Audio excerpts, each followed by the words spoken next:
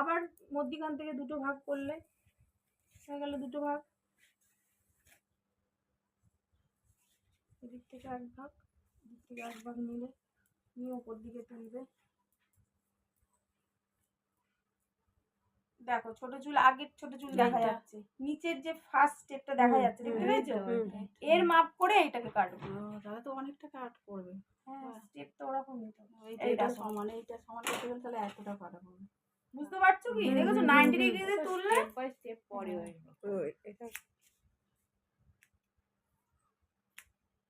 এই জায়গাটা বুঝতে পেরেছো তোমরা? ব্যাপারটা কি হলো? এবার দেখো স্টেপ পড়েছে, দেখো এই একটা এই একটা, দুটো থাকবে। আবার সেম গাইডলাইন নিলাম সাইডের, নিয়ে আবার ওপরে তুললাম। আবার এইটা সমান, এই দেখো এইটা সমান। গাইডলাইন,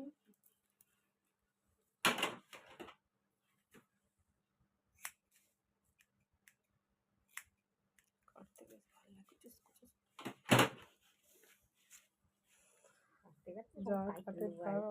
খারাপ হয়েছে। চুলগুলো যারা স্টেপ করে বুঝতে পারছি সবাই। এই যে হ্যাঁ,